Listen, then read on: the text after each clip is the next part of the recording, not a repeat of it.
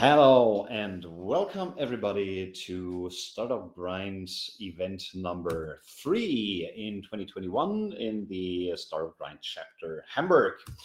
Our topic for today is AI, as for artificial intelligence for startups, with bold title, Less Work, More Sales. And we got two amazing guests from two different startups. One is Simon from 100W Psychological AI, and the other one is Jonathan from Neuroflash, who will lead us through this evening for the first roughly 30 minutes or so. Afterwards, I have prepared some tough questions for the two to see, okay, where is AI leading, and is it really that dramatic as some people say, or is it totally overhyped? We'll see about that. And after that, of course, you, our lovely audience, have the ability and the possibility to ask any question that you always wanted to ask. So, as an introduction, a couple of words about Startup Grind. So, who are we? We are the world's largest startup community. We are organized in chapters. Usually, one large ecosystem in a city forms a chapter. We got 600 of those, some university chapters as well, spread through 125 different countries and with 1,700 plus chapter team members. And our community actually consists of 5 million plus community members worldwide. So we are truly the world's largest startup community. Our mission is to give startups everywhere education and opportunities they need to build, grow, and scale their companies. And this is not only by doing talks like this one, but by connecting those startups to other startups, to other founders, to mentors, to business angels, VCs, everything. Of course, we got some big partners behind that because we are ourselves a not-for-profit organization. But we have some partners like Google for startups who always give some additional perks for our members. Our values, pretty quickly. So first of all, we believe in making friends and not contacts. This is quite some difference, and this is something that we truly mean from our very heart.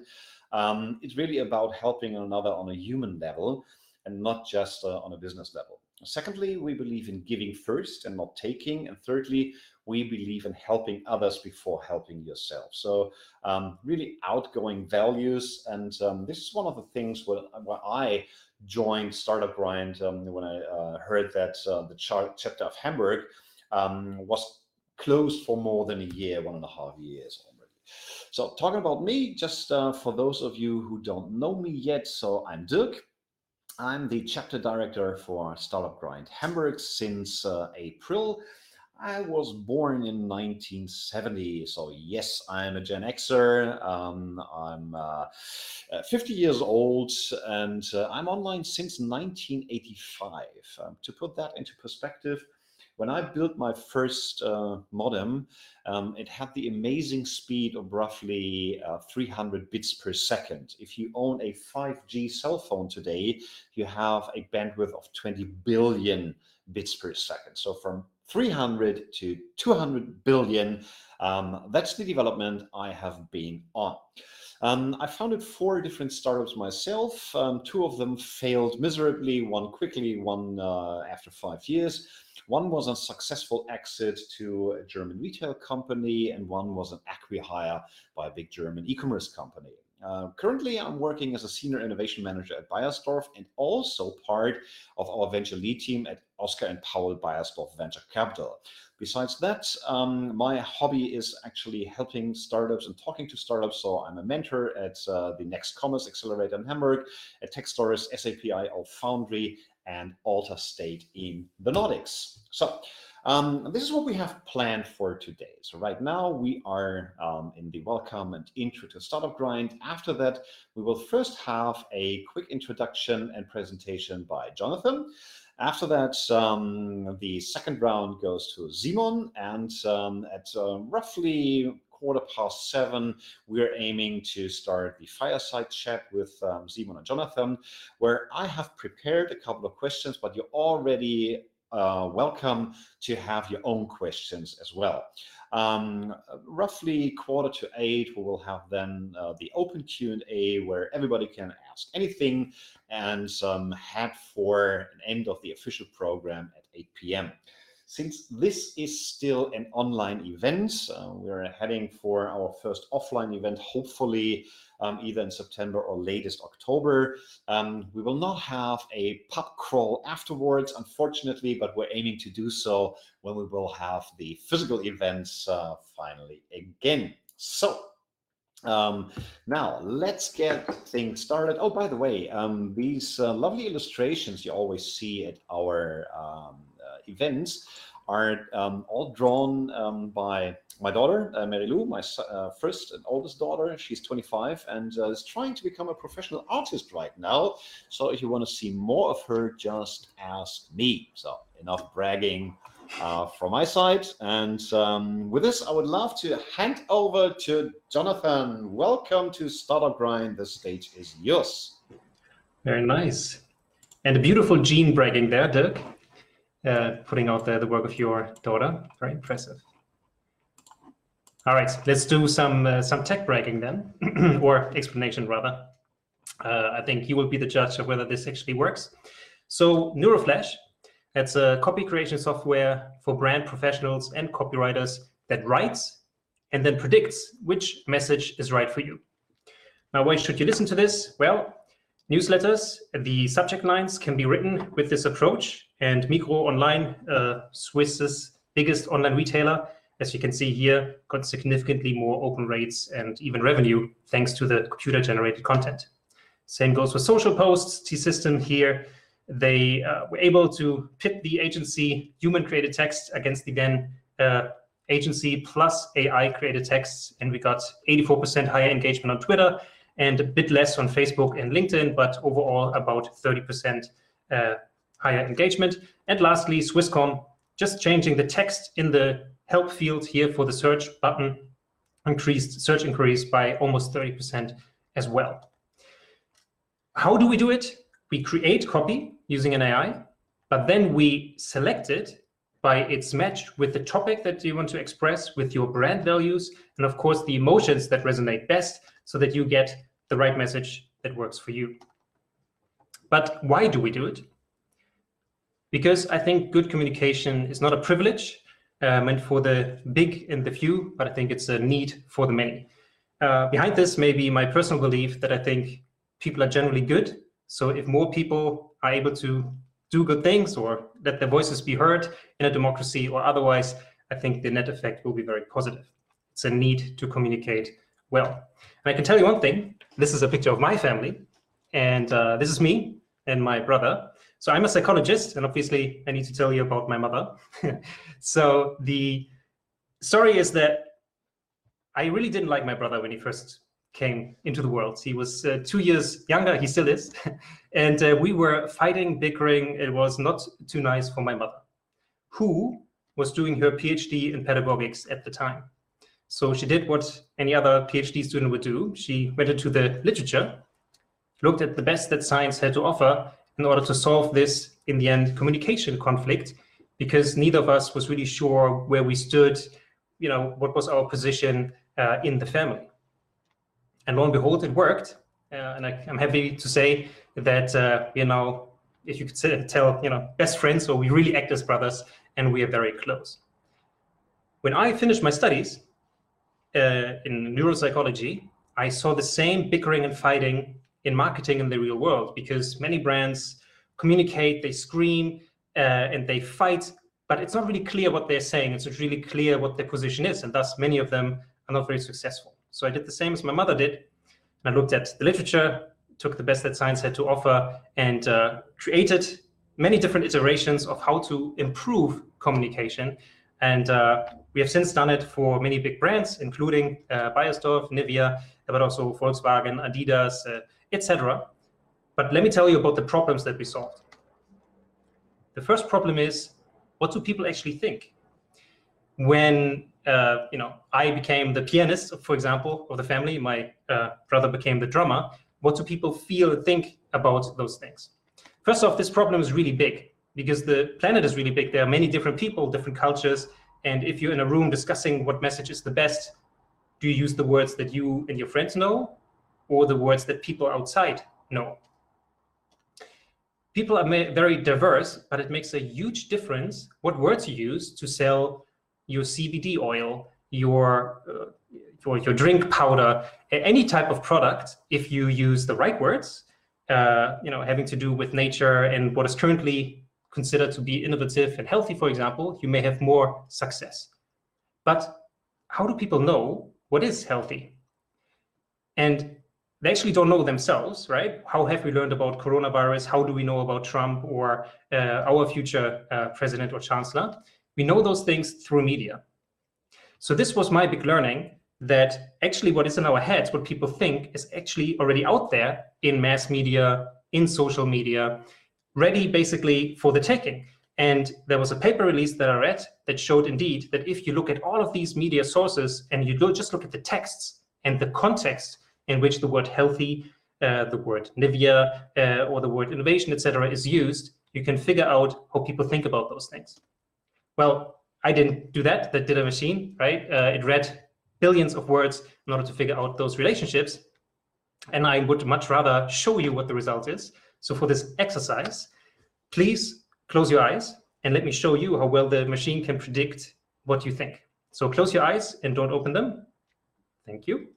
And now for everyone with an even age, open your eyes and read these words.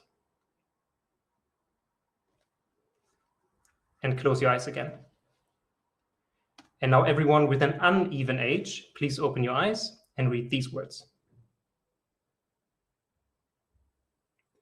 And close your eyes again. And now everyone, if you have an age, open your eyes and complete this word in your head. Open your eyes, complete this word. Let's go to the chat. So let's have the even age people first. What do you see here?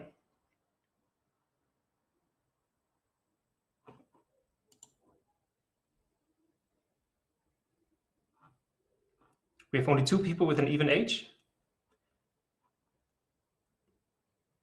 I see slightly more soup than soap for this one. Now let's have all of the uneven age people.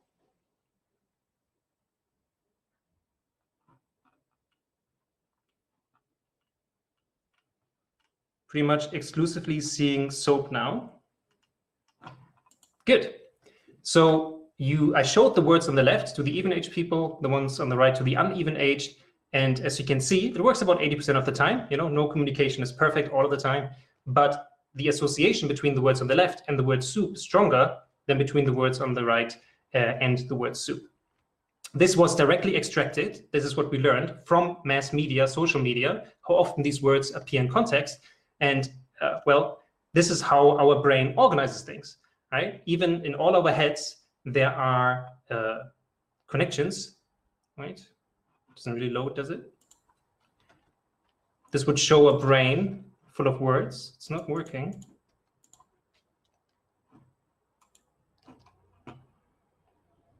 Google is failing me. Let's try again.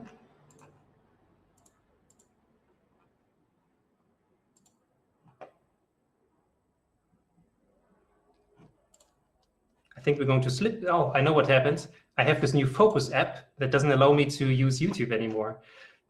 Smart of me to try that on today. Yeah. So it was a video showing you a brain and the words and how they were basically which brain areas would lighten up if you see certain words. And you would see that words that have a relationship, that are more likely to be in a context in mass media, they occur together. You can see the same here. This is a direct export of how our AI sees relationships. So that's the first problem. I think we solved to a good extent what people think by looking at mass media and looking at the relationships. Next thing, of course, what do people feel? What do they feel about festivals? Maybe right now, thanks to the Delta, not so great. But here, what we discovered is the best way to figure out what people feel is to actually ask them. So old school, this is a survey. Obviously, we did this in front of a computer. And here again, let me show you some results. So these 2 words, which one do you think is more exciting? Pretty simple, I think. Chili is more exciting. Which one is more exciting, broccoli or spare ribs, for most people? I agree, spare ribs way more exciting. But which one of these two is more positive and happy? Tricky, yeah? It's actually broccoli. So what the AI is able to do is you look at all the relationships of words with each other, and if you know the rating for example, broccoli by many people, you can then see what are the associations and predict which other words are so like broccoli that it will likely be also rated positively on an emotional level. And yeah, spare ribs is down there. It's kind of exciting. And one thing, I honestly, this is why my money is on the vegan diet. Meat substitute is really happy up there. So again, I didn't do that, right? We took the surveys from people, but then we had the AI look at the associations to predict the emotions. And it's quite accurate. For the nerds between here in the room, we have about 1 standard deviation. We are within 1 standard deviation of average human ratings, 93 to 99% of the time for any single word. So that's very good. But all of that should lead to you getting more opens of your email, you getting more engagement on social media, or you getting more search queries, or whatever other conversion goal you have for your website. And this is where text creation comes in. So we have created the software, Neuroflash, where you can create and then rate what text you want. So for this example, and I'll give you a link shortly so that you can do this for free for your own content. I have here a very small paragraph about the text that I want to create. It's actually just taken from our website, this paragraph plus this paragraph, just some text that tells us the engine, what it's all about. And then I choose content type. I could use a headline, Facebook ad text, slogan, call to action button, you name it. I save, and now it's just creating that. It's just creating content, and I can always hit refresh and create more of it. That's pretty cool. There's actually a couple of websites out there now that can do this, that help you create stuff, and it's actually quite good. Ours can do it in English and German, and we can rate in 20 different countries. But the cool thing, when the thinking and the emotions comes in, is this. Well, first, you can say, only sort the text by what is easy to understand, so that people stay and buy longer. That's very easy to understand. It mostly contains words that are very frequent in Germany. This is for general English. So this is UK, US, and yeah, those two. But you can also say, give me the stuff that makes people feel most happy. Or you can say, give me something that is very exciting and powerful. And you can even, and I really love this, you have like an implicit message. Maybe you want people to trust you and your product, but you don't want to say, hey, trust me, I have a great product. So obviously you're going to use language that is associated with trust so that people get the idea without you needing to say it. And if you, for example, say this is the best copy for your business, that is evoking more trust. You can do a lot more. You can go in, you can have very detailed analysis on how these different dimensions come together for you to truly, get the details of your copy. And of course, after that, you can go and create Facebook ad text. You can have all the different copy types. But the point is, if you mind what people think and how they feel, you can write marketing copy very quickly that is highly effective. Just as my mom was able to get me and my brother, kind of have their own brand voice, so to say, and that ended in a quite harmonious family. Thank you very much. There's a question from Leonard Sommer. So I don't know if you've seen it.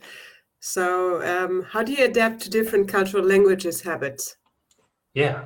So when you, we actually do the same process, but for more countries. So when you have this is my account. In the trial, which I can share in the chat. Yeah, you can do the free trial. There you have only German and English. But of course, once you have a pro account, you have much more. So let me show you what you got. You got everything. So you can actually, if your product is sold in Switzerland, you just go to Swiss German, and you are gonna have the associations, the thoughts, and also the feelings rated for that target audience in that country. And you can further define then, should you use like the more youthful language and stuff like that. But yeah, you can Oh, this one is English, so that won't work. But you can do this because we have looked at the mass media, the social media of the last 12 months within that country to be able to predict what's in the heads of those people. So for example, by the way, super surprising in a way, we also have India in there because we have some Indian clients. AstraZeneca doesn't look so bad over there. We had all the headlines with the side effects and stuff, not in India. So therefore, it's much easier, I think, to market AstraZeneca over there because it's not associated with those things. So my teenage daughter finds a weird vocabulary style as well. Yes, that can happen. So we actually had one fashion client who was targeting the younger audience. And if you put in things that a young person would say, like trendy, and there's probably words that I don't know anymore because I'm too old. Basically, when Dirk went online, I was 2, right? So that makes me still quite old. Sorry, Dirk. But yes, if you use things like trendy and those type of words that your teenage daughter may understand, it immediately gets it in that context. So words that you use that are close to that vocabulary are then sorted up.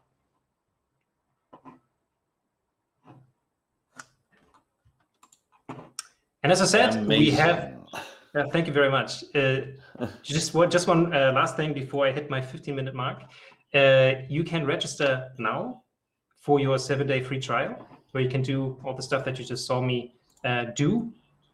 And we have a promo going on in August for the next 200 people. 50 are already gone. You're going to get everything not for 100 euros, but for only 29 euros per month. Out of this, only until end of August. Cool. Oh, that's really nice. Wow. Yeah. Thank you very much. That was really, really impressive. So especially how to adapt to all the different cultures. But let me just quickly ask one question.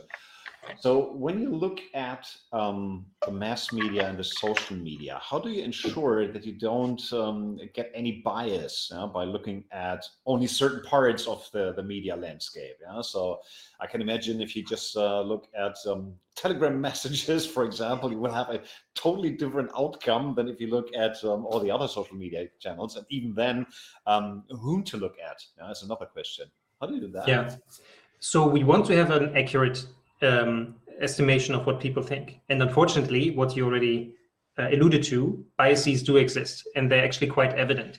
There are luckily less biases now towards women, for example. So when we started collecting data, there was it was very sexist, the models, because the word CEO was much stronger associated with men than with women, for example. That has changed significantly over the last years. I don't think in the boardrooms yet, but it has changed in the language.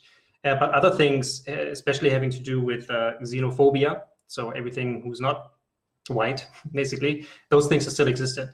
We want to have those biases in it, so that you can see it. Basically, we want you to see when you, for example, use highly masculine language, say in your job posting, and you don't because you want to attract more females. You can ensure that that's happening. But given the existing biases. Because obviously, if you use words that are in the other direction biased, right, that are more feminine currently, then you attract more females because that's more what they understand what the language is. Super cool. So talking about masculine language, this is the perfect bridge over to Simon. So, but he goes even a bit deeper than just gender-specific language, as I understood. Simon, stage is yours. Thank you for this nice bridge. So what we are basically doing is not only the masculine and feminine speech or language, especially the subconscious one. What we measure is the personality traits out of language and how we can measure that and how we can use that, especially or as well as in our words to attract and to have a higher impact to customers, to our broad audience. And I really appreciate to be here, and I like to share my screen now. Let's check that this works, and this time it doesn't break. Okay, it looks good, I think. Okay, great. Yeah, first of all, who am I? So my name is Simon. I'm one of the founders and the managing director of the startup 100W. We say normally 100 words, psychological AI. And our main idea, or what we are doing, and what our vision is that we help customers, that we help companies to, in the end, communicate more successfully by using the right words with psychological knowledge. And therefore, we have to do mainly two things. The first thing is that we gain an understanding of, okay, what personality traits are important, especially for customers, for our customers, what are the needs of our customers, what are the needs of our employees, of our potential employees, so of our talent pool that we have, and as well on the general public, because we like to generate leads, for example, in sales, or and therefore we need also language. In the first step, we have to understand, okay, what drives really. And this is the first step, and this is what we do in the first step. And the second step is then, okay, when we have this understanding, when we have built this understanding that we know, okay, this is a specific buyer persona, this is a specific candidate persona, and this specific persona has those needs, then we can adapt our language, and then we can use the right words to have higher conversion, to have more success, to improve our communication, and to improve our success, and to grow faster. This is the main idea of our technology. And we showed that this works in, I have 3 use cases here with me, but we have over 50 customers now, from SAP to some smaller companies as well. And here is an example from a sales process that we helped to increase by using our technology. It is a B2B marketing company called Bonago with around 150 employees. They're selling software based in Munich. And what they like to achieve is to make their sales process, their sales funnel more efficient. And because, I mean, they have a very standardized product, and they just sell it through direct sales approach and through email marketing approaches. And for that, I mean, they have a lot of language, and they could improve a lot their language and their impact by using better communication with their customers, with their potential customers, and with their interests by adapting their language. And what we reached there was that we achieved by using just slightly different words that are based on the personality of the buyer persona, their sales went up by 25%, and they generated 19% more leads, which is super good result. This leads, or this was then as well one of our first customer that really bought the full solution, the full package, and now they're using it in marketing, they're using it in HR, and they are using it in sales as well. So this was a huge success for us, as well for the company. When we look, when we go a step further and think about, okay, what is an HR process, or how does an HR process look like? Then we are, if we do it on an abstract level, we can think about an HR process like a normal sales process, but because in the end you sell not a product, you sell a job, and you sell your company. And so you can as well use sales psychology and technology for sales psychology in this specific process. And this is a use case from Carl Zeiss. So this is a German company, a huge one.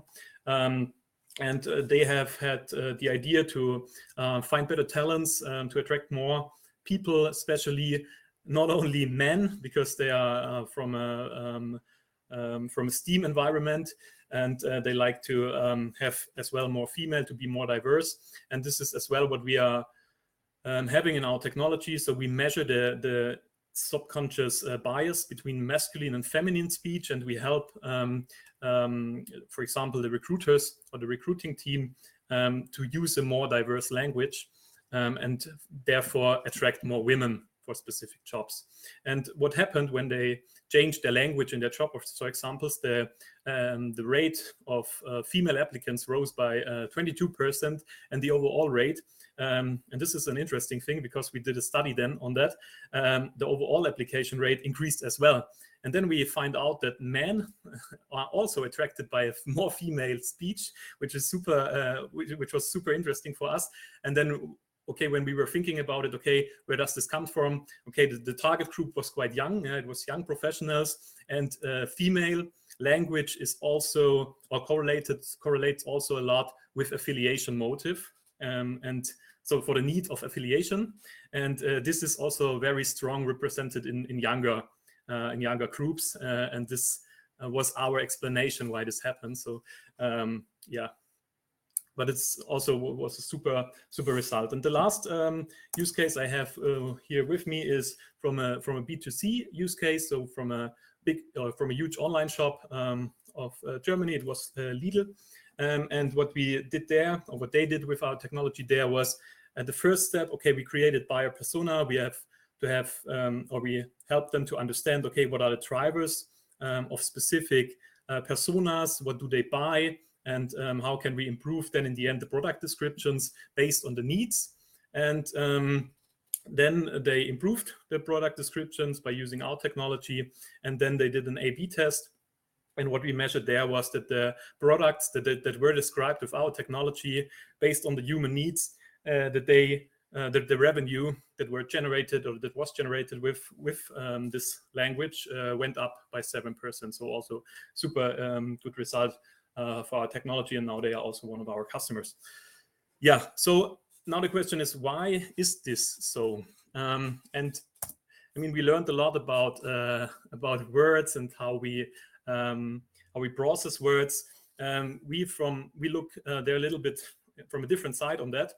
We look from a motivational theory on that, and what we check is, okay, what are the real drivers? What influences human behavior? So from a decision-making perspective, because this is what counts for us. And when you see there is a theory, for example, of Daniel Kahneman, I don't know if you know him, he's a Nobel Prize winner, and he's one of the most famous psychologists, I think, in the world.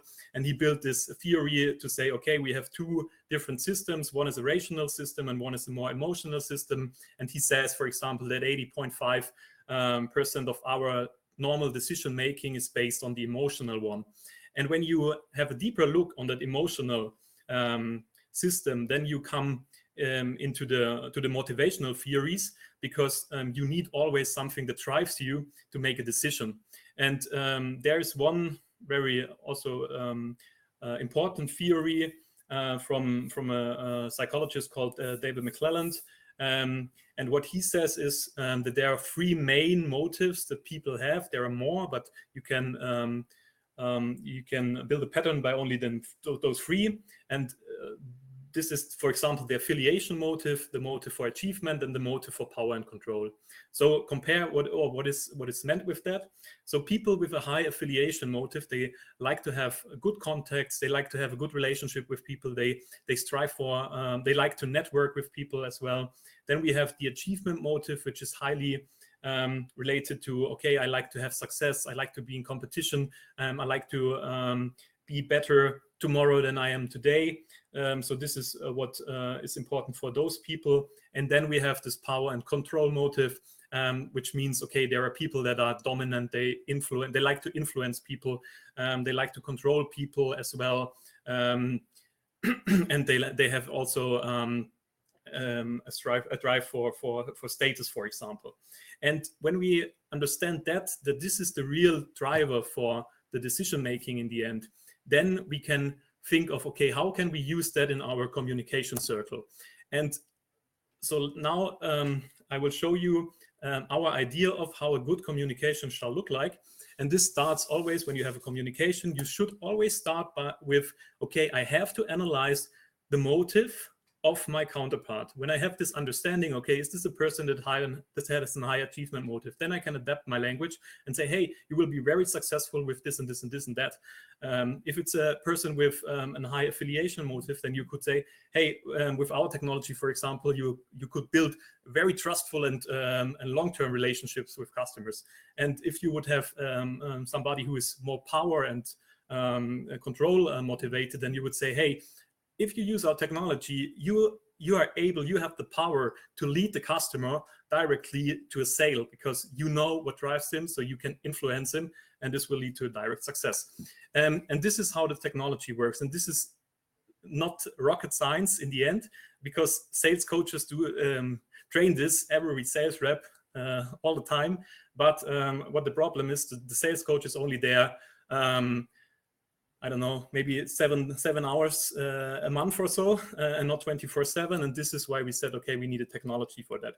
And we need a technology especially for finding then the right words, not only the analysis, but also to help people to use the right words, to build specific and trustful relationships with customers, to sell directly in the emotional part of the brain, and therefore then have more success. And for that, we built our technology, 100 words psychological AI. And now I like to show you the technology in the last 4 minutes. So the idea is, when you have a communication with a customer, what you really like to understand is, okay, what drives this customer? In that case, I have an Outlook add-in, so I can use it directly where the normal communication happens. And what I see here is the analysis of, in that case, Daniel Spitzer. So he is Daniel Spitzer, and what the tool does now, it grabs all communication from this specific guy, and gives me a first idea. Okay, what is important for this person? In that case, he's balanced, so he doesn't have he's balanced, so and he's risk-taking. So risk-taking means in that case that I have to talk about possibilities and not about, okay, how can I ensure things, and how can I be, or I'm the super reliable one. This is not important for him, so he likes to be innovative, to have new technologies that improve things. This is what he really likes. What we as well measure, this is something we use and we have learned also from psychology, is the so-called mimicry or mirroring effect. And what we measure there is, okay, how good does your communication fit to the communication of your counterpart? Do you use the same words? Do you use the same language? Do you use the same style of the language? Because when you use the same style of the language, in that case, we do this, and we have a lot higher probability to have a trustful relationship and therefore have a sale in the end than if it's decreasing and if it's not good. And we measure as well the tendency. So we measure, okay, how is it going? Is it increasing? Is it decreasing? Is it staying? So you as a sales rep or as a recruiter, you can directly understand, okay, where how is my relationship with my counterpart? What do I have to do to increase it or to make it better? And in the end, to make a sale with that. And what we then as well have here is the tips for addressing. So we have such words, some keywords that you should use, for example, when you have a call with such a client. So like something like goal-oriented, powerful, something like exclusive, outstanding. This would be these are really good and nice words for such a person, and you should use them as well in your pitches, for example. But we are mainly focused on text production as well as Jonathan said. And what we have here, for example, then is, okay, now I have understood, or the system has now an understanding of this specific guy. And now me as a sales rep, I'm writing like I always do. And what I really like, or what I like to have is, okay, I like to get an understanding like a sales coach does, for example, that really says, okay, hey, normally you are talking like this and this and this, but in the, you have to train it to, because this is the person, this is risk-taking person, and you have to use such and such and such words. This is super complicated. And we know that this is super complicated, and therefore we built the software that helps you specific in this step. So what it does is it says, okay, hey, look, you're talking to Daniel. Daniel is balanced and risk-taking, and you are, for him, you are looking like an authority that is risk-taking, so you do not really address him. And this lies especially there because I have too much power in it and too less affiliation. Now I can click, for example, here on that list and can see some words that help me to address him, for example, something like harmony, familiar, colleagues, stuff like that. And I now can use such words, for example, in my email. So this is red highlighted, this Verantwortlichen, which means this is something, a responsible one. And for example, I could use as well then colleague for that, and I could also change, so I get also direct recommendations in the text. So this is a bad word, for example, it's too much, so I should remove that or reduce that. And this is how I can now increase my score. You see that here. So it was 88 before, now it's 96. And so I make sure that I really write and fit the tone of my specific counterpart. Yeah, I also adapt my language and I train a lot because I now understand, okay, words have a specific impact on specific persona. And this helps me as well in sales calls, for example, or in calls and talks with people.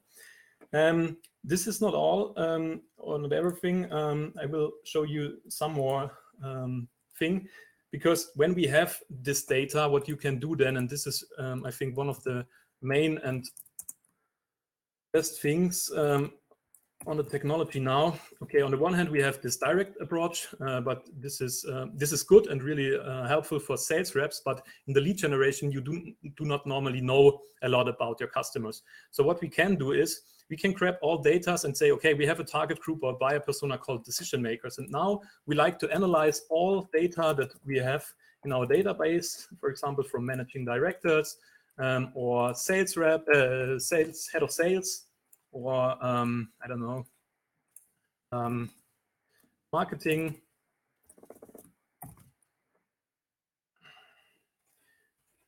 Save it, and what the technology does now, it takes all this information and builds a persona based on that. And this persona is now the best fit between managing directors, sales reps, and head of marketings. And you can do this for all of your specific attributes you have or a specific context. So this is you can add them by yourself. And now in the next step, you can as well go to the augmented writing and then check, for example, hey, what are we talking about, or what are is this description here on my website, for example, fitting the tone of decision makers?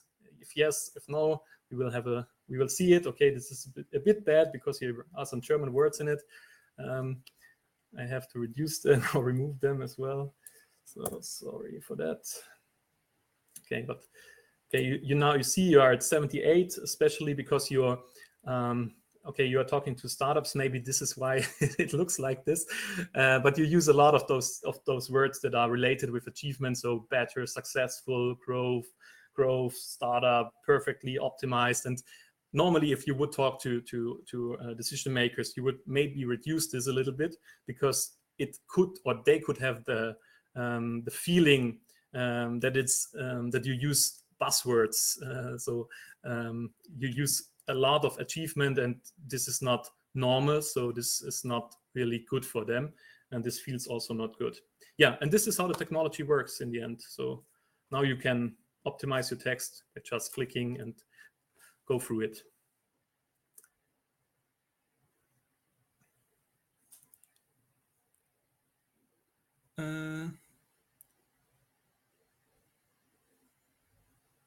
There was one question, a question for 100 Worte. How do you update this for calls in messages and other things like meetings? Because you can't judge the conversation with someone just from email. I mean, you have a lot of contacts and contact and touch points. That's true. But what we have learned about, we did a lot of studies with clients about that, and we have seen that you have, and this is really important to hear, that you have a high impact. The email is really important, and also the offering, for example, you write the text normally as an offering, and you should also change the offering based on the persona you're targeting. So this is what we do. I mean, there are technologies that help you as well in calls, but we don't do that. So we are focusing only on text yet.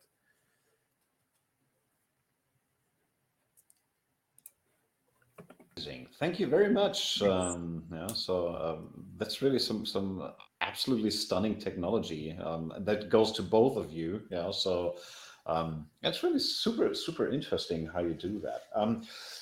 Okay, so I got a couple of questions for you both. And first of all, I would like to start about talking in general about artificial intelligence. Yeah, so this has been one of the biggest buzzwords over the past years. Yeah, so every second startup that I know claims to offer something with artificial intelligence. Yeah.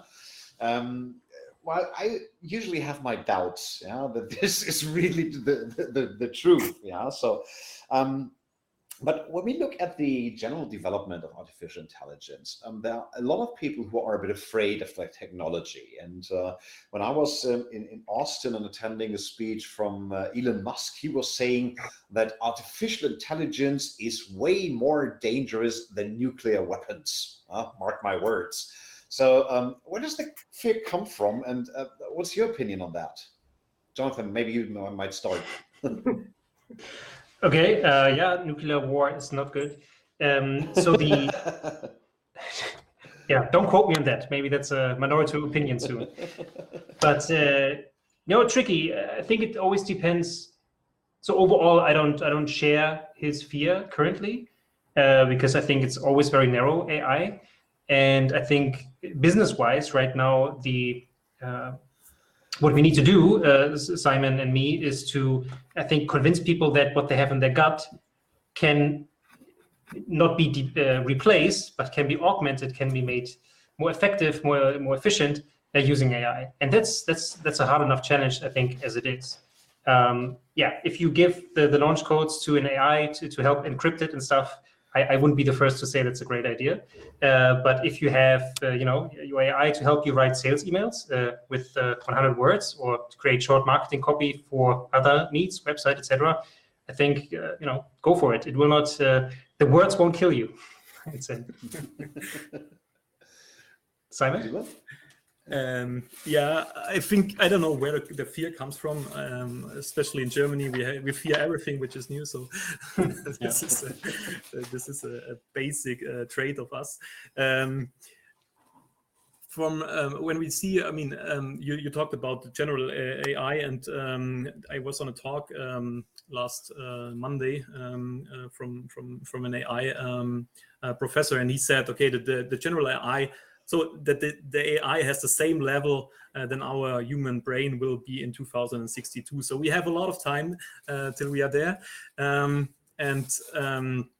now, I think the most important thing is that people understand that AI is helpful for their work. So it's a tool, and you can use a hammer as well for hitting a nail, or you could use a hammer for hitting a head of somebody. Yeah, and I think this is what people have really to understand, and do not have to fear, because in the end it shall improve their lives. It shall make things easier, and this is why we built the company. I mean, this was our vision, to help people to communicate better, more successful.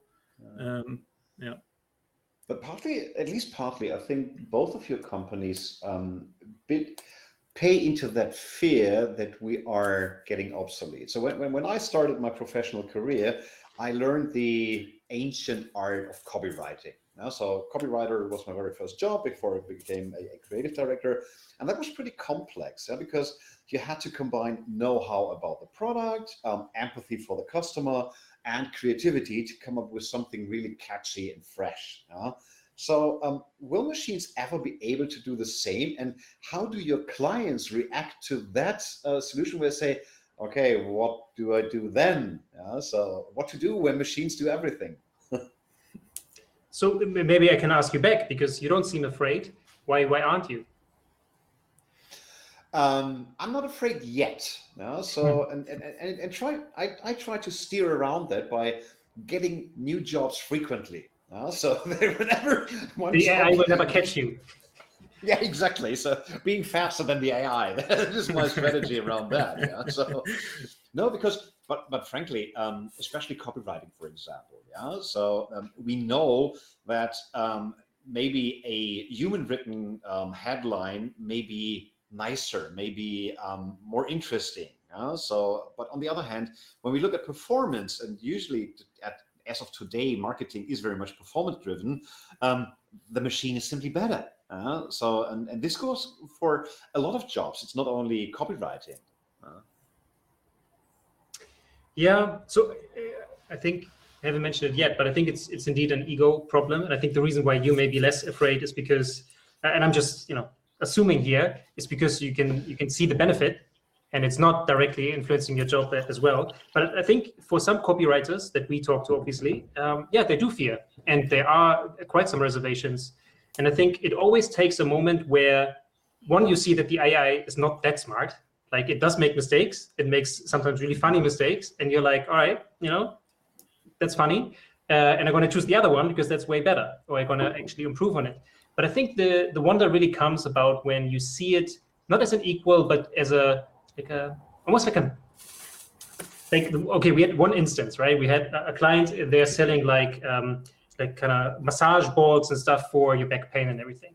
And they had a newsletter campaign. It was about knee pain and muscle training. So they put that in and they created subject lines. And one of the suggestions was the leg training from a housewife. And they were like, oh, that's a good idea. We should do a whole thing about this. Obviously, a housewife has to stand around all day, and like her kitchen tips would be really helpful because it sparked them to go in that direction. It wasn't their idea, but they made the idea work because it was just a word, right? They just put together kind of leg training and housewife. I think that's really where the magic happens, not the AI doing something completely for you, taking things over, but you really working together with it. Okay. Simon, but when I look at your solution, for example, and I combine that with something like a chatbot, yeah. So, I mean, chatbots have been around for quite some while right now, and they were getting better.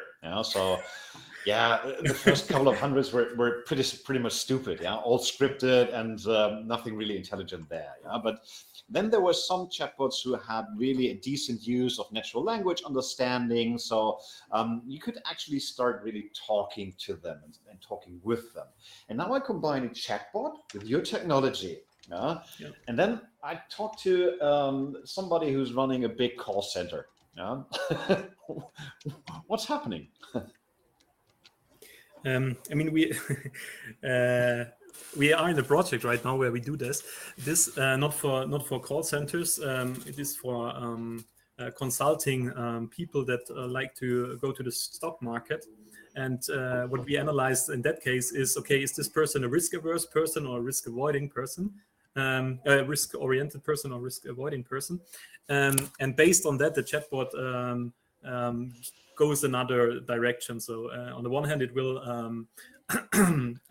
explain to him, okay, how reliable and what stocks are not, or what are the dividend stocks, for example, and or the interest stocks, and what are the, and for the other person, it's more about, okay, what are the growth stocks? And this is, I think, something that will come. I think it will come faster than we think. The chatbots can understand also the personality traits and go on an emotional level. They will be on the same level, maybe not on the full same level like a person, but nearly on the same level. But in the end, I think you will have human beings as well there. Well, as well, when it's getting too complex, then you need a human. And I think so. I'm not fearing that we will not have jobs anymore in the future. Okay. One more question to you, Simon. Do you use your own technology for your own purposes, for example, to optimize your pitch decks? So I can imagine if you are in the middle or in the beginning of a financing round, for example. Yeah. Okay. You do some research about the VCs or BAs that you're talking to, and maybe you get some quotes from them or something like that, or had a small email exchange. Do you use that for your own purposes and then carve your pitch deck towards that? And can you do that for others as well? Of course, we do that. I mean, we have as well a buyer persona, which is the VC. So we have the VC, the starting, and the principal, and we have also business angels as a buyer persona. Because this was more relevant for us 1 year ago. Yeah, so we do that. We use our technology always as well. We use it for our lead funnel and for our sales, as well as for our recruiting. Because what we can also measure with that is if motives are really strong in the things in building competencies, for example, and that means in the end that you have some core values. I was reading the chat. So yeah, me too. That's why I'm laughing right now. Yeah, and you can use that, and we use that as well to analyze. Okay, is there a fit between our core values, for example, and the people's core values? Yeah, so we use it a lot, and we are offering that. You can use it as a 14 days free trial, and the license is not so expensive. So we have special prices for startups that are I think really fair. So we could offer that. Jonathan, do you use your own technology for your own marketing purposes as well? Well, not for Tindering. I thought we wanted to go there. Yeah, obviously we do. We boost our own brand values with it and ensure that it's everywhere. Absolutely. And I think one thing that we shouldn't forget is, I think it's less for Simon's approach, but we are more the one-to-N. And once you go and want to, like, more people see your newsletter and you talk to everyone that comes to your website, to have variation in text that then another AI can distribute for certain times, for certain users, etc. I think that is where, again, another layer of intelligence can lie. So the Swisscom example that I showed, we proposed 5 different ones that came out of our engine to replace their help text in the search bar. All of them were better than the original. But the best ones, so it was 27%, that was the best one, just a normal A/B test. But then they figured out, the next AI, which was Adobe Auto Target, figured out that at certain times, it was actually the original that was doing better. It was only on Sundays, because that's when people had more time to read a longer sentence. But it worked for them. For most others, it didn't. And then you had age and certain working hours, like around lunchtime, certain things would work better. So I think that's really... AI is working together like that, where we as humans say, okay, these 5 are great, put them out, but then the next AI figures out when to put it out to whom. I think that's super exciting. And that's where you need more variation, which right now, the copywriters that have to write about cheese every day, they cannot manage to write about gorgonzola in 10 different ways. The AI has no problem, no bad smell, no bad taste. They're just gonna do it. And now can I answer the Tindering question? Because it's really fascinating. Yeah, sure. I have to say something as well there. Okay, just so you know that I did study psychology for 8 years. And some of my work involved going to women on the street and then testing different lines in order to get their phone number. And a precursor of what now is in Neuroflash happened there, where if you would mention your mother, I just realized I did also do that in the pitch, even though I did do that subconsciously. That evokes more trust. It happened by accident, because one time I was buying a present for my mom, and we were just talking, and I said, yeah, sorry, I'm just shopping, and this is a present for my mom, and I showed her the present, and that went very well, that conversation. So, yeah, but it's those relationships, of just a simple word like present for your mom that tells a lot more than just saying, yeah, my name is Jonathan, something like that. So it's very funny how these connections, do work in dating as well. Good luck, Pat was trying that one out. Fun fact: we started with that first, and then we did it people. Not with Tindering, it was with WhatsApp, but then it was then in 2017 where they changed to end-to-end encryption. Encryption, and then we did not have the chance anymore to get the data, so then we pivoted it. Super interesting. I mean, that's maybe next level Tindering to have a bot, carving out your messages or the pickup lines you send them via such platforms. Interesting. I think nobody has yet started a AI-based solution for dating. I mean, of course, the algorithms that match people together, but optimizing the messages and your profile tags and all that might be interesting. So, note to myself. No, so we tried that as well. That was actually coming out of out of the university. That was also the first thing that we tried back then with Facebook, when you could get to a lot of information very quickly. And the first thing that I built was actually one that uses what Simon also described, this language style match. So how similar you write with your friends in order to then rank them according to how alike do you write. And it worked really well. And actually people kind of forced themselves into conversations to have enough data to test it. It was called Male Mind Match back then. And that was kind of fun. But we tried to sell it to OkCupid, to Liebe.de, to many of these people, because it worked. You could predict which words to use and who would be your best match. Issue was, that's all behind a paywall. So they don't care. They're like, if we get people to buy our subscription, then they can chat.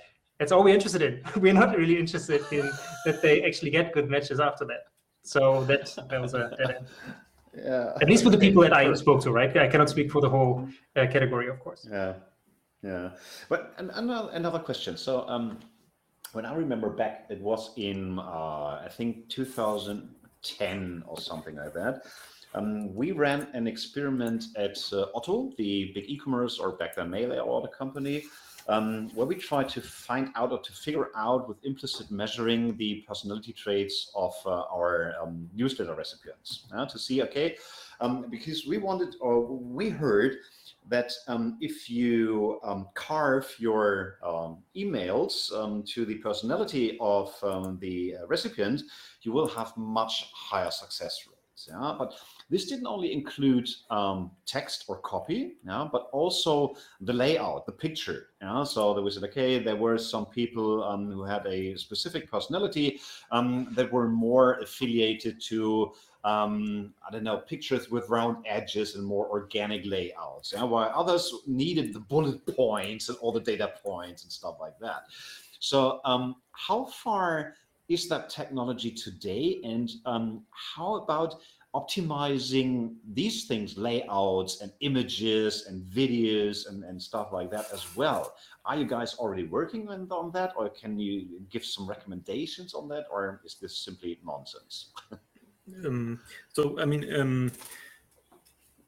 We discussed it, and when we built our vision, this is one part of our vision, that we do not stick to only written communication, but also to pictures, to colors as well, because you so when you have a look on it from this original psychological test, there you use normally pictures that people start writing. You used it as a trigger, and this is really interesting. And this is also for us really interesting, and we work on that as well. So to your point, there's already some people out there that do something somewhat similar. So there's Type Pencil, for example, and we met them in Singapore when we were in the German Accelerator. They're pretty good at basically just putting together assets in many different ways. So you still have to deliver, like the PNG with a transparent background and some text and stuff, but with AI just put it together in cool ways. And then you have 120 variations. You put it out on Facebook. You look at the responses, and similar to what I told you before with Swisscom and the automatic distribution afterwards, that appears to work. So there's a couple of those already out there. And we have looked at that as well. So and it's coming. So there's many different ways to do it. I think the limiting factor is it's just way more complex, and you're not always able to generate. It's much easier to generate text than it is to generate a photorealistic picture. And video is getting better with the faces, but that's only faces. So for Tinder, that may work. You could have like 1,000 profiles of beautiful girls, and they'd all be fake. but if there's some value in that, then that could be done. I think for marketing, there's already, I think it's called Dolly, which is an OpenAI invention that is similar to GPT-3, but for images, where you can just put in two different vectors and it would create an image. So I think we're getting there indeed, but it still needs some tweaking. So I guess in about a year or two, this will be commonplace. The issue really is on the data science level, because you need to put everything in the same vector space, and that's not as easy. We tried it, and it works, but it has major limitations. One of them being computationally. So if you have to produce something new, it can take too long, like 30 or 40 seconds, and that's too long for production so far. Yeah, so that's the outlook there. Are you on mute? 2021 and still happening. Okay.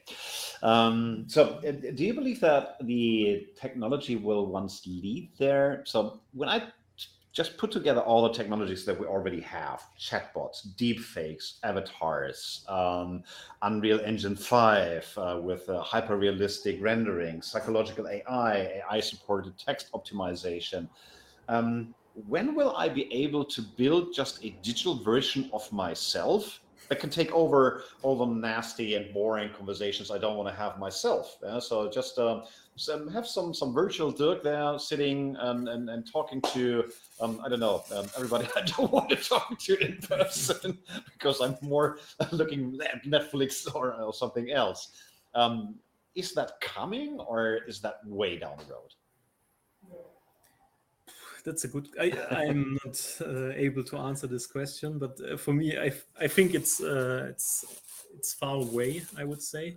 And also, I don't know if this is a real use case. I mean, we have seen it from Google, for example, the assistant, and I think this is something a lot of people work on right now to have the boring stuff like scheduling meetings and something like this. That this will be automated by a bot, for example. But I don't think that you have a clone of yourself in the next, I don't know, 10 to 20 years, maybe later, but who knows? Yeah, I guess we'll see. What you see already is that people create clones of loved ones that are dead using AI, using all the text that they have written on Facebook, for example, and then they can talk like they talk, answer to questions like they would. So that's not creepy at all. And that is already possible. Having your avatar basically watch Netflix or do things online on social media, maybe. You know, I love my fair share of LinkedIn automation, for example. Those things can be really fun, but they have their limitations, especially now. To be honest, if you think about problems in the future, I see the breaking up of a common ground truth in societies as a bigger problem, where because of the internet and content being not everywhere, but it's very siloed, that people cannot agree on facts anymore and therefore not discuss important issues, because that may lead to, you know, societies breaking down. And I think that is a bigger danger that I see coming on. Just looking at the question from Jan 5 minutes ago, and that is pretty interesting because that was another topic that I had in mind. It's about marketing to machines. Yeah. So when we talk, and what you say is already or always optimizing content for human recipients on the other side. Yeah, but this is not always the case. Yeah, and it gets more frequent that on the recipient side you have a machine as well. So machines talking to machines. So okay, of course, AIs to hook up on Tinder, that's one thing. But for example, I don't know, buying machines or whatever. Yeah, so we're not selling to the human anymore, and I could imagine to outsource a lot of my purchase decisions to a machine. Yeah? So I don't care what brand of salt I buy or not. Yeah? So this can be done by a machine, or I don't know. We at Biostorf, of course, are thinking about a future where people will automatically rebuy their shower gels or something. Yeah? So, and then they don't order a brand anymore.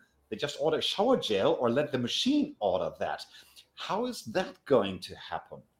So what, machines talking to machines? So I think the trend right now is for sites like Facebook, Google, YouTube to actually use our brains as machines, right? They look at exactly what is the reaction to an article, how long are you on it, do you go back to the search engine, do you watch a video to the end? And they basically use that behavior to inform their algorithms. And at the same time, I think you see, for example, Amazon, who had this really nice algorithm to make sure that the warehouses are always full. And it just broke down completely because with Corona, demand was super high. So the thing was like, we need to fill our warehouses. And now they have super full warehouses. And they have totally clogged up because it wasn't dialed into this one-time, hopefully, event, right? So I think it's still very tricky before this is going to happen. I think in the end, because commerce is still done with humans, I think these things in there will still determine, the positioning of your article on Google or which videos you're going to see, etc. Because it's the feedback that we give to the machines on how we tick. Okay. I mean, what you've said, or when I think about what you said, that you would outsource a lot of purchasing decisions to machines. I think this is the dream of every real economist, because then you have you do not have the impact, the bias of a human anymore in purchasing decisions. So this then leads automatically to the perfect market, right? But I think we are far away from that as well. And especially for I think for bigger decisions, you like to do them always by yourself as a human, and you know that because I mean, you think that you would do the best decision, but you normally do not. But I think you like to have this power, right? And I think this is, as it is a human trait, and I think you do not outsource every decision you take. Since we're talking about decision making, I had a whole TEDx talk about this, but this one is better than that one because it tells you about AIs that are maybe trained on you. So you have the Dirk Plus AI that knows exactly what you want and what your opinions are. And it could actually say, would you like a wind park 2,000 meters from your home? It could say, yes, you would like that. And therefore already count your vote in the upcoming election for whether or not that's a good idea. So these type of avatars that can take over your opinion and have that opinion then heard in areas where that, political areas where that is of importance, I think that's highly fascinating because it could lead to a, way more democratic world where then even, if you think this to the end, a politician could see exactly what would be things that everybody would love. Not only the people that vote for them, which turns out to the system that we have now, where if young people want something, nobody cares because they don't vote, but where it's really for everyone and everyone's simulated opinion that is hopefully then very close to the actual one. Yeah, but of course, this will, in a dystopian future, lead to the maximum of populism, right? So just do what's popular on the machine level. But that's my final question, which I actually had here, funny enough, written. When we're looking at the upcoming national elections in Germany and how unhappy the German population is now with all the candidates and all the parties, so. I know there has been an idea around for a couple of time right now, AI-driven government.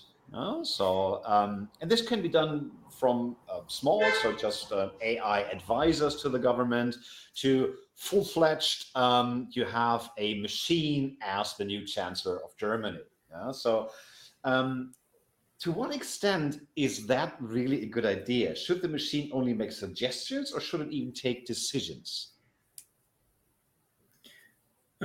Also from my side, we have this in our core values. So the machine is not a decision maker. In the end, the human is always the decision maker. So I would vote for this as well.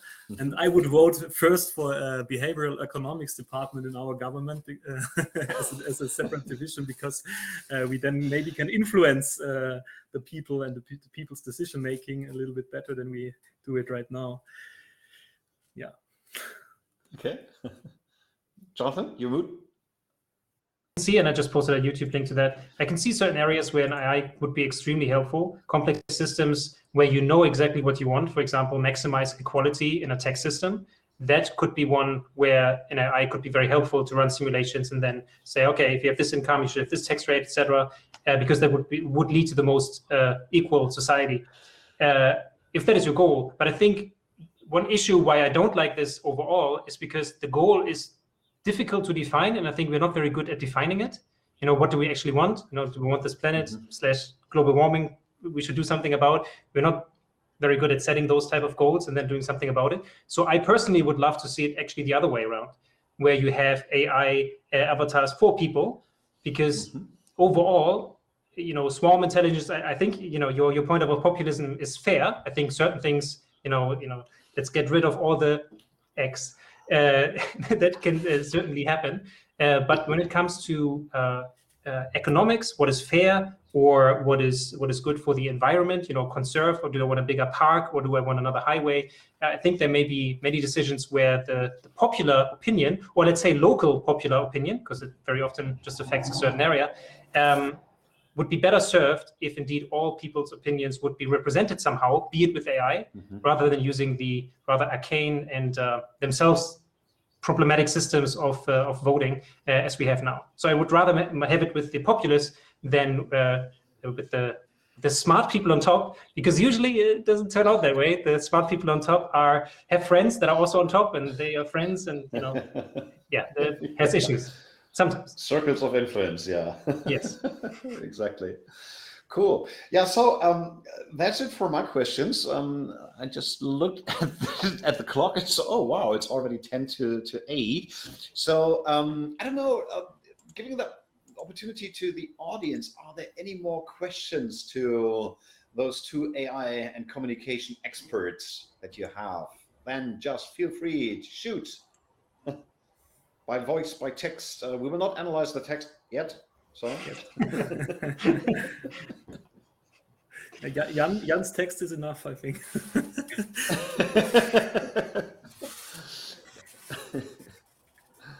Have you ever thought about working together? Both things you're doing to combine those? No, we are arch rivals. There's no chance of working together. To be fair, yes. So I've thought about it. Okay, Simon? it was so amazing, so interesting to see all that and what it can lead to. So seems so simple to connect those both. Yeah, I think it can make sense. I mean, we are looking for partners right now that help us in specific areas that we are not good at, so from that perspective, it can make definitely sense. I mean, especially for startups, yeah. So when I look and think about the next business that I'm going to build, yeah. So I know I will need both solutions, because I will need something which is more one-to-end communication. Yeah. So for social media, for mass media, for newsletters and stuff like that. But on the other hand, the direct one-to-one connection is also super important, because it doesn't make sense to build a huge pile of leads and then not convert them. Yeah? And so I totally believe that especially startups could highly profit from a combination of both of your services. Definitely. Not even startups. So yeah. So I think one thing that really this points to is, obviously both of us are just peanuts compared to the big 4 or 5, right? Google, Facebook, Amazon, Apple, they can squash us. I think, I don't know about you, Simon, but we did the analysis, and it would take about 18 months, I think, to recreate all of the technology that we have built. But with enough money, maybe you can do it in 12, right? And then we're still screwed. So I think the market of startups is still very difficult, because you get sucked up by the big ones if you're lucky, and you get crowded out very quickly because of they have way more funds. So especially now in this field of optimization, I think the question is still out. Will it be a vertical specialization like Simon does with HR marketing?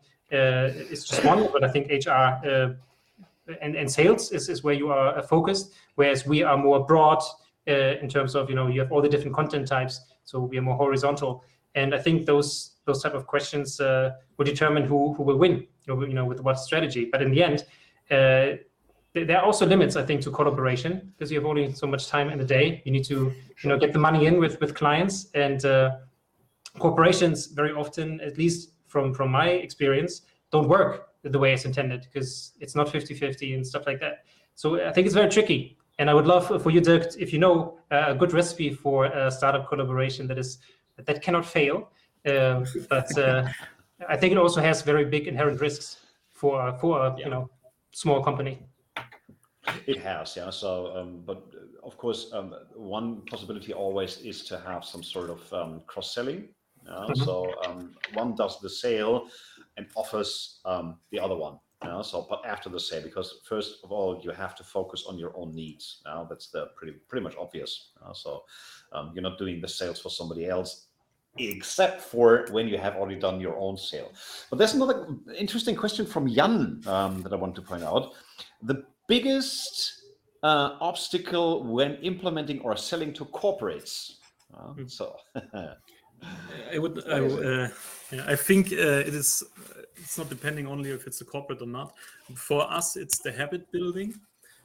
So what we really need is that the people use the technology a lot. So every day, for every communication, this is our goal, and this is what we measure as well.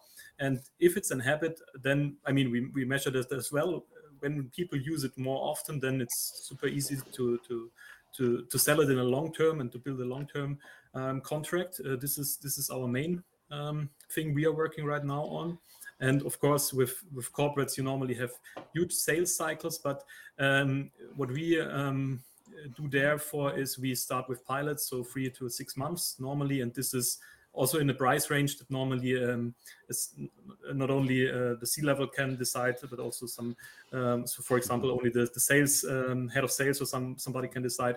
And for that, this works quite well. And for smaller companies, we normally directly target the managing director, the decision maker, and then this is okay. So for us, the biggest thing we are working right now is the habit building.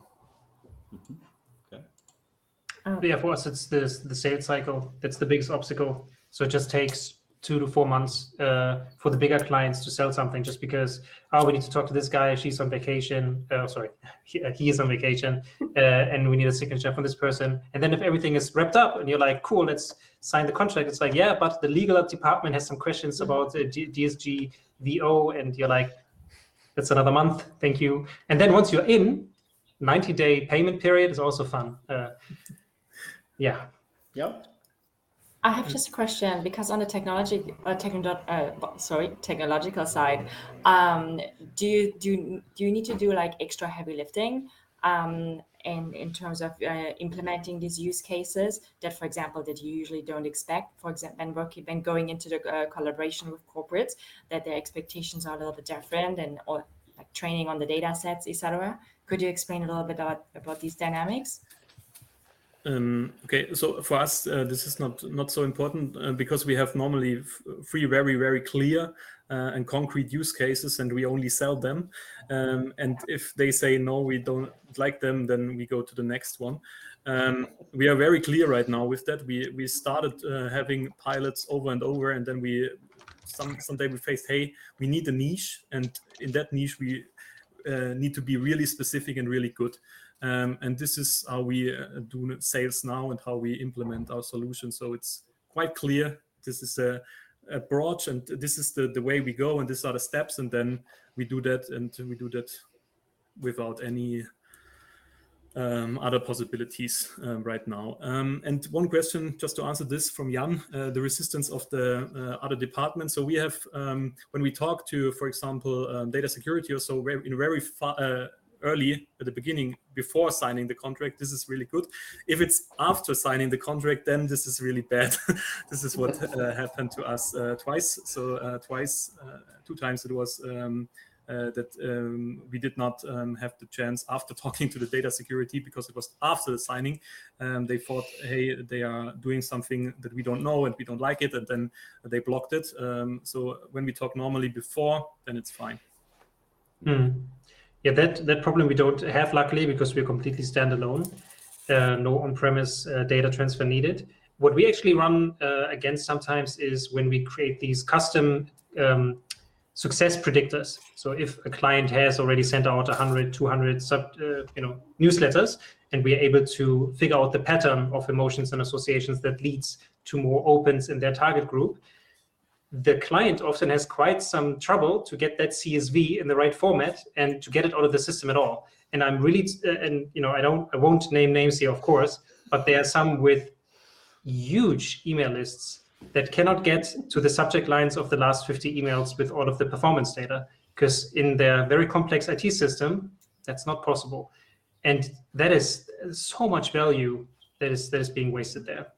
So yeah, surprisingly, it's the CSV that they're not able to format and or extract from their systems, which is not their fault. It's the fault of a very complex IT system very often, but we were surprised by that. Yeah. Sometimes it's not even complex; it's just old. Yeah. So Yeah. I know a couple of and I know about a couple of email management systems that simply do not have the functionality to export subject lines. You simply can't. So you have to go newsletter by newsletter and copy them into an Excel sheet or something like that. Which again calls for robotic process automation, but that's another story that we will handle other times. Cool. A totally different question. What about, you study psychology and you both handle with words, with meanings, with communicating better. Do you think for yourselves that you have changed during the work you're doing with 100 words or with Neuroflash? So did it change you personally? I think, yeah, somehow, of course, because I'm more conscious about it now. So I'm the data scientist of our team, not the psychologist. I think, yeah, it changed, especially for my sales things and for my marketing content I create. I really now achieve a high score, for example, from the beginning on, because I understand, okay, I have to write, for example, for my head of marketing and not for HR. And then I have to be more talking more about innovative stuff and like this. And for HR, I start totally in a different mindset. And this is also a training thing. Like for your family and friends, do they say, wow, you changed so much now, you understand me, whatever? So my girlfriend doesn't like it when I do this. Yeah, I think you get very... So I get sales calls a lot, right? I think everybody does who has the telephone number on the website. And for some time there, it was basically their script to always say the name. So there'd be, oh, hey, Jonathan, how are you doing, Jonathan? I have a question for you, Jonathan. I'm like, I know what you're doing, click. And then lately they figured out a new pattern where they want you to say yes all the time. So it's like, is this Jonathan? Do you work at Neuroflash? Yes. And then, do you have a second? Yes. And so on, right? And that's just super annoying. But when you asked about the, people who are closer, so I'm very fascinated by words. Like I look into the models all day, every day, and I always find new patterns that interest me. Right now, we are looking into archetypes and how to, have brand archetypes, have them represented and stuff. But so I made one present to my girlfriend that depicted all of the words that describe her in the 3 languages that she speaks, which I found was very romantic. German, Dutch, and English. Very cool. And then next birthday, I figured out how to put all of those words it was different connections having to do with like more feminine and more masculine. Like I used words that I used on WhatsApp and she used on WhatsApp, and I showed where's the overlap and stuff like that. And she was already like, yeah, thanks, but actually, you like those words. I want a ring now. So yeah. Super. Yes. So from my side, big applause, big round of applause, and great thank you. This was really awesome and super interesting. Yeah. So and this really urges a need in me to send a follow-up to our Startup Grind community. Which is quite big. Yeah, so because this really has to be shared, in my opinion. Really loved it. Hopefully you enjoyed it as well. Same to the audience. Let's keep in touch. I know somebody is already sending out LinkedIn invites. That usually happens pretty quickly during or after our Startup Grind sessions, and this is what it's all about. So any final words from you, Jonathan? Yeah, if you want the right message, check out Neuroflash. If you want to make the right present, listen to your gut. Great. Simon? I also invite you to check the technology, and as well we have special prices and special offers for for startups. So feel free to contact me on LinkedIn or try directly the demo. I shared the link. Super. Cool. Yeah, then finally for me, thanks to the audience, Startup Grind would nothing be without you, of course, because you are Startup Grind basically by attending these talks. Hopefully we can see us again. It will be the first Thursday in September. I think it's September the 2nd. Most likely, it's not 100% sure, the topic will be what's beyond influencer marketing. So if that's another topic, we got a great startup there in the pipeline. And yeah, hopefully this will work out. I will send you the invitation via the usual channels and wish you a great evening. Thank you very much for attending and see you next time. Bye. Thank you.